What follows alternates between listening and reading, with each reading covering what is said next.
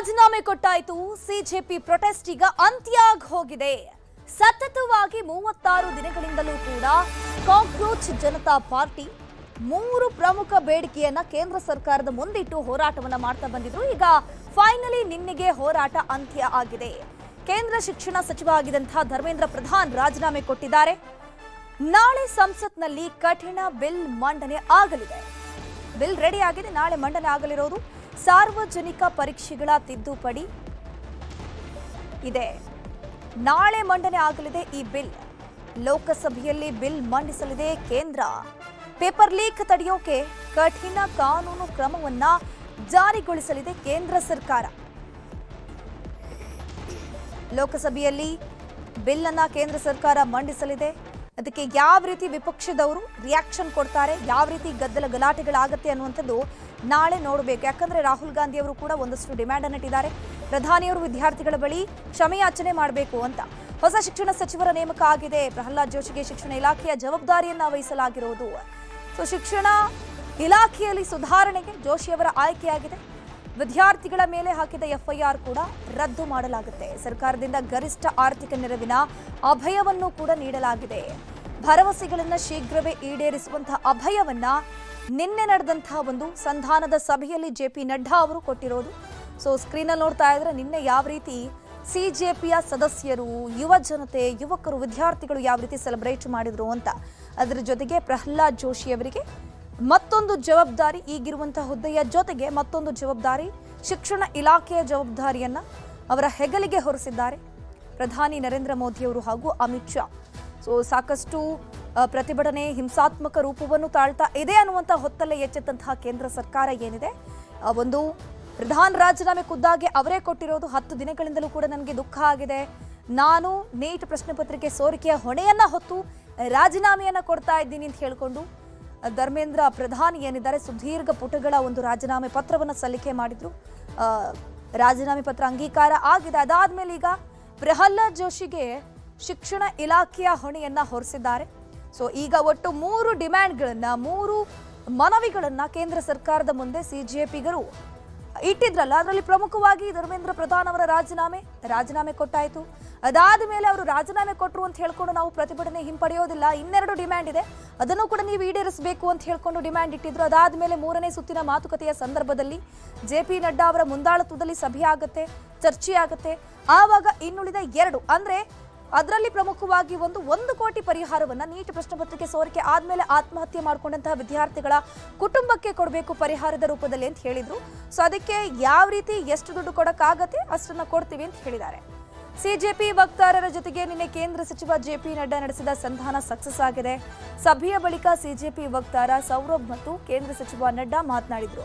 CJP ಬೇಡಿಕೆಗಳನ್ನ ಸರ್ಕಾರ ಒಪ್ಪಿದ್ದು ಶೀಘ್ರವೇ ಈಡೇರಿಸ್ತೀವಿ ಅಂತ ನಡ್ಡಾ ಘೋಷಣೆಯನ್ನ ಮಾಡಿದ್ದಾರೆ.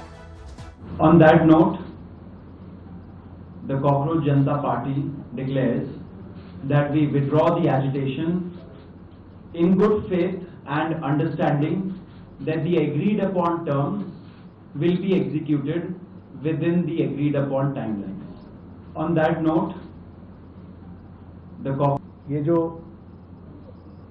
5 पॉइंट चार्टर है जो आपने मुझे परसों दिया, कल दिया था, उस 5 पॉइंट चार्टर पे हमारा कहना ये है, जो एजुकेशन के एग्जामिनेशंस के रिफॉर्म्स के से जुड़ा हुआ है, उसके बारे में हमारा ये कहना है कि हम एजुकेशन के एग्जामिनेशन के रिफॉर्म्स के लिए जो आपका चार्टर है उस पर हम गहन चिंतन भी करेंगे और आपके डेलीगेशन के साथ बातचीत करके जो कुछ भी हम डेलिब्रेट कर सकेंगे वो हम करने का प्रयास करेंगे.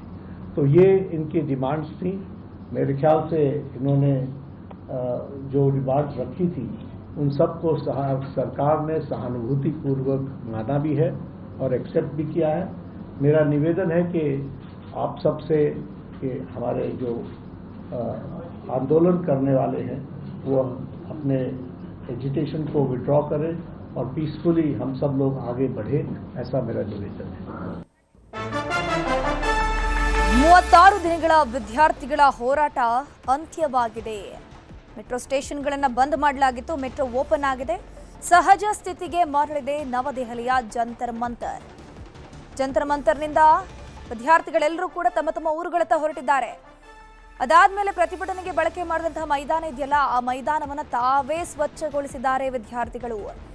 ಇಂದಿನಿಂದ ಸಹಜ ಸ್ಥಿತಿಗೆ ಮರಳಿದೆ ಮೆಟ್ರೋ. ದೆಹಲಿಯಲ್ಲಿ ಮೆಟ್ರೋ ಸಂಚಾರ ಯಥಾಸ್ಥಿತಿಗೆ ಬಂದಿರುವಂಥದ್ದು. ಪ್ರಮುಖವಾಗಿ ದೆಹಲಿಯಲ್ಲಿ 18 ಮೆಟ್ರೋ ಸ್ಟೇಷನ್ಗಳನ್ನು ಬಂದ್ ಮಾಡಲಾಗಿತ್ತು. ಸಾರ್ವಜನಿಕರು ಹಾಗೂ ವಿದ್ಯಾರ್ಥಿಗಳ ಹಿತದೃಷ್ಟಿಯಿಂದ ಮೆಟ್ರೋ ಸೇವೆಯನ್ನು ಸ್ಥಗಿತಗೊಳಿಸಲಾಗಿತ್ತು, ಇಂಟರ್ನೆಟ್ ಸೇವೆಗಳನ್ನು ಕಡಿತಗೊಳಿಸಲಾಗಿತ್ತು. ಎಲ್ಲವೂ ಕೂಡ ಈಗ ಯಥಾಸ್ಥಿತಿಗೆ ಬಂದಿದೆ. ಪ್ರಧಾನ ರಾಜೀನಾಮೆಯನ್ನು ಸ್ವಾಗತಿಸಿದ್ದಾರೆ ಅಮಿತ್ ಶಾ. ಬಿಜೆಪಿ ಕಾರ್ಯಕರ್ತರಿಗೆ ಅಧಿಕಾರ ಮುಖ್ಯವಲ್ಲ. ನಮ್ಮ ಬಿಜೆಪಿ ಕಾರ್ಯಕರ್ತರಿಗೆ ಅಧಿಕಾರ ಅನ್ನುವಂಥದ್ದು ಮುಖ್ಯ ಅಲ್ಲ. ಅಧಿಕಾರಕ್ಕಿಂತ ದೇಶ, ಯುವ ಜನತೆಯೇ ನಮಗೆ ಮೊದಲು, ಅವರೇ ನಮಗೆ ಮುಖ್ಯವಾದಂಥವರು. ಮೋದಿ ಸರ್ಕಾರ ಯುವ ಜನರ ಭಾವನೆಗಳನ್ನ ಗೌರವಿಸುತ್ತೆ ಅಂತ ಹೇಳ್ಕೊಂಡು ಅಮಿತ್ ಶಾ ಹೇಳಿದ್ದಾರೆ.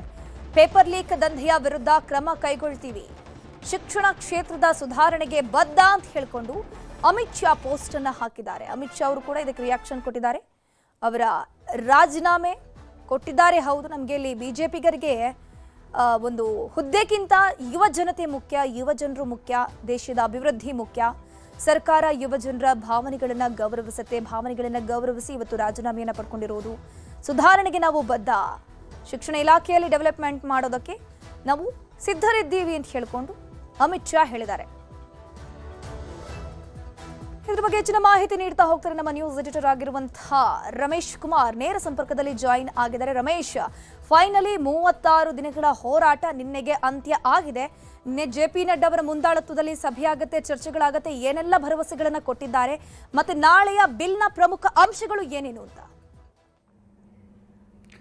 ನಿಜಕ್ಕೂ ಜಂಜಿಗಳ ಹೋರಾಟಕ್ಕೆ ಇದು ಸಿಕ್ಕಿರ್ತಕ್ಕಂಥ ಅತಿ ದೊಡ್ಡ ಜಯ ಅಂತ ಹೇಳ್ಬೋದು. ಯಾಕೆಂದರೆ 36 ದಿನಗಳ ಕಾಲ ನಿರಂತರ ಹೋರಾಟ ಮಾಡಿಬಿಟ್ಟು ಈ ನೀಟ್ ಎಕ್ಸಾಮ್ ಏನಿದೆ ಅದಕ್ಕೆ ಪ್ರಧಾನ್ ಅವರ ತಲೆದಂಡ ಆಗಿರ್ತಕ್ಕಂಥದ್ದು. ಸೋನಂ ವಾಂಗ್ಚುಕ್ ಪ್ರತಿಭಟನೆ ಶುರು ಮಾಡಿದ್ರೆ ಅದಕ್ಕೊಂದು ದೊಡ್ಡ ಶಕ್ತಿ ತುಂಬಿದ್ದು ಜೆನ್ಜಿ ಮತ್ತು ರಾಹುಲ್ ಗಾಂಧಿ, ಕಾಂಗ್ರೆಸ್ಸವರು ಮತ್ತು ವಿಪಕ್ಷಗಳು. ಕಾಂಗ್ರೆಸ್ನವರು ಪ್ರಧಾನಿ ಮನೆ ಮುಂದೆ ಹೋಗಿ ಪ್ರೊಟೆಸ್ಟಿಗೆ ಕೂತರು.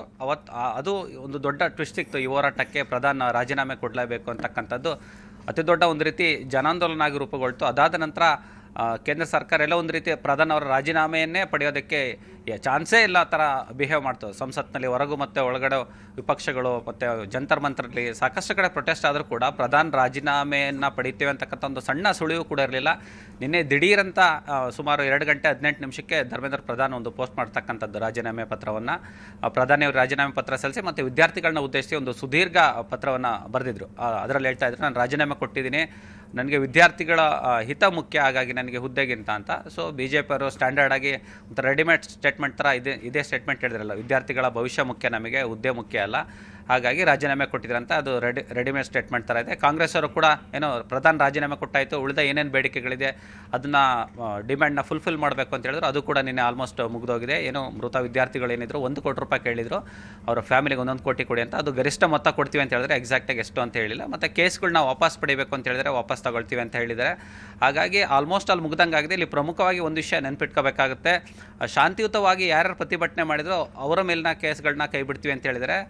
ಆದರೆ ಪ್ರಮುಖವಾಗಿ ಸಾಕಷ್ಟು ಸುದ್ದಿ ಹರಿದಾಡ್ತಿದೆ, ಪ್ರತಿಭಟನೆ ಟೈಮಲ್ಲಿ ಡಾಟಾ ಸೆಂಟ್ರಲ್ಲಿ ಏನೇನು ರೆಕಾರ್ಡ್ ಆಗಿದೆ, ಪ್ರೊಟೆಸ್ಟ್ ಮಾಡೋರು ಯಾರ್ಯಾರು ಉದ್ರಿಕ್ತಿದ್ದಾರೆ, ಪೊಲೀಸರ ಮೇಲೆ ಹಲ್ಲೆ ಮಾಡಿದೆ, ಆ ಥರದ ವಿದ್ಯಾರ್ಥಿಗಳನ್ನೆಲ್ಲ ಕ್ಯಾಪ್ಚರ್ ಮಾಡಿಟ್ಟಿದ್ದಾರೆ, ಅದೆಲ್ಲ ರೆಕಾರ್ಡ್ ಆಗಿದೆ. ಮತ್ತು ಡಿಜಿಟಲ್ ಎವಿಡೆನ್ಸ್ ತುಂಬ ಇದೆ ಅಂತ ಹೇಳ್ತಿದ್ದಾರೆ. ಅಂದರೆ ವಿದ್ಯಾರ್ಥಿಗಳನ್ನ ಶಾಂತಿಯುತವಾಗಿ ಪ್ರತಿಭಟನೆ ಮಾಡಿರೋನ್ನ ಬಿಟ್ಟು ಉಳಿದು ಯಾರು ಉದ್ರಿಕ್ತವಾಗಿ ವರ್ತನೆ ಮಾಡಿದ್ದಾರೆ, ಪೊಲೀಸರ ಮೇಲೆ ಕಲ್ತುರತಕ್ಕಂಥದ್ದು, ಲಾಠಿಯನ್ನು ಕಿತ್ಕೊಂಡು ಹೊಡೆದಿರ್ತಕ್ಕಂಥದ್ದು, ಈ ಥರದ ವಿದ್ಯಾರ್ಥಿಗಳ ಮೇಲೆ ಎಕ್ಸಾಕ್ಟಾಗಿ ಕೇಸ್ ಹಾಕೋಂಥ ಚಾನ್ಸಸ್ ಎಕ್ಸಾಕ್ಟಾಗಿದೆ. ಯಾಕಂದರೆ ಶಾಂತಿಯುತ ಪ್ರತಿಭಟನೆ ಮಾಡಿರೋರು ಮಾತ್ರ ಬಿಡ್ತೀವಿ ಅಂತ ಹೇಳಿರ್ತಕ್ಕಂಥದ್ದು ಪೊಲೀಸರು. ಹೀಗಾಗಿ ಜೆನ್ಜಿ ಹೋರಾಟದಲ್ಲಿ ಏನೋ ಒಂದು ಜೋಶಲ್ಲಿ ವಿದ್ಯಾರ್ಥಿಗಳು ಪ್ರತಿಭಟನೆ ಮಾಡಿದರೆ, ಆದರೆ ಮುಂದಿನ ಅದು ಎಫೆಕ್ಟ್ ಹೇಗಿರುತ್ತೆ ಗೊತ್ತಿಲ್ಲ. ಏನಾದರೂ FIR ಹಾಕಿ ಕೇಸ್ ಮಾಡಿ ಮುಂದೆ ಹುಡುಗರು ಗೌರ್ಮೆಂಟ್ ಕೆಲಸಕ್ಕೆ ಹೋಗೋ ಟೈಮಲ್ಲಿ ಏನಾದರೂ ಅವ್ರ ಮೇಲೆ FIR ಆಗಿದ್ರೆ ನಿಜಕ್ಕೂ ಪ್ರಾಬ್ಲಮ್ ಆಗುತ್ತೆ. ಯಾಕಂದರೆ ರಾಷ್ಟ್ರೀಯ ಹಿತಾಸಕ್ತಿಗೆ ಇವರು ಧಕ್ಕೆ ತಂದಿರತಕ್ಕಂಥದ್ದು, ದೇಶ ವಿರೋಧಿ ಚಟುವಟಿಕೆಗಳಿಗೆ ಭಾಗಿಯಾಗಿದ್ರು ಅಂತ ಏನಾದರೂ FIR ಹಾಕಿದರೆ ಆ ಜಂಜಿ ಸ್ಟೂಡೆಂಟ್ಸ್ ಇದ್ದಾರೆ ಅವರಿಗೆ ಮುಂದೆ ಕೆಲಸಕ್ಕೆ ಹೋಗೋ ಟೈಮಲ್ಲಿ ಒಂದು ಪ್ರಾಬ್ಲಮ್ ಆಗ್ಬೋದು. ಇನ್ನೊಂದು ಚಾಲೆಂಜಸ್ ಮೇನಾಗಿ ಗಮನಿಸ್ಬೇಕು ನಾವಿಲ್ಲಿ. ಪ್ರಧಾನ್ ರಿಸೈನ್ ಮಾಡಿದ್ರು, ನಮ್ಮ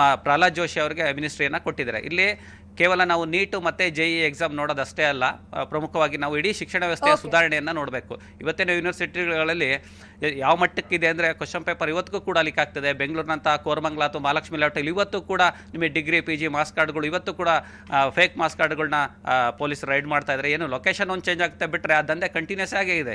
ಇವತ್ತು ನಿಮಗೆ ಒಂದು 50,000 ಲಕ್ಷ ಕೊಟ್ಟರೆ PhDಗಳು ಸಿಗ್ತಾ ಇದ್ದಾವೆ. ಹಾಗಾಗಿ ಶಿಕ್ಷಣ ವ್ಯವಸ್ಥೆ ಅಂದರೆ ನಾವಿಲ್ಲಿ ಸದ್ಯಕ್ಕೆ ಈ ಗುಂಗಿರೋದು JEE ಮತ್ತು NEET ಇದನ್ನು ಬಿಟ್ಟು ನಾವು ಅದರಿಂದ ಆಚೆ ಯೂನಿವರ್ಸಿಟಿಗಳತ್ತ ನೋಡಬೇಕಾಗುತ್ತೆ. ಅದಾದ ನಂತರ ಮತ್ತೆ NEP ಸಾಕಷ್ಟು ಸುಧಾರಣೆ ತರ್ತೀವಿ ಅಂತ ಹೇಳ್ತಿದ್ದಾರೆ ಜೋಶಿ. ಅದು ತುಂಬ ಚಾಲೆಂಜಸ್ ಇದೆ. ಯಾಕೆಂದರೆ ನೋಡಿ ನೆಕ್ಸ್ಟ್ ಇಯರಿಂದ ಕಂಪ್ಯೂಟರ್ ಬೇಸ್ಡ್ ಎಕ್ಸಾಮ್ ಮಾಡ್ತೀವಿ ಅಂತ ಹೇಳಿದ್ರೆ JEE ಮತ್ತು NEETಗೆ ಅದಷ್ಟು ಸಿಂಪಲ್ ಇಲ್ಲ. ಯಾಕೆಂದರೆ ಇದು ನೋಡಿ ಯಾರ್ದು ಅಕೌಂಟಲ್ಲಿ ದುಡ್ಡಿದ್ರೆ ಡಿಜಿಟಲ್ ಅರೆಸ್ಟ್ ಮಾಡಿ ಇಡೀ ಕೋಟಿ ರೂಪಾಯಿನೇ ನುಂಗುವಂಥ ಕಾಲ ಇದು. ಸೊ ಹೀಗಾಗಿ ಟೆಕ್ನಾಲಜಿ ತುಂಬ ಫಾಸ್ಟ್ ಇದೆ. ಇದನ್ನೆಲ್ಲ ತುಂಬ ಚಾಲೆಂಜ್ ಆಗಿ ತಗೊಂಡು ಇಡೀ ಶಿಕ್ಷಣ ವ್ಯವಸ್ಥೆಯನ್ನು ಜೋಶಿ ಅವರು ಯಾವ ರೀತಿ ಸುಧಾರಣೆ ಮಾಡ್ತಾರೋ ತುಂಬ ಚಾಲೆಂಜ್ ಆಗಿದೆ ಅನುಶ್ರೀ.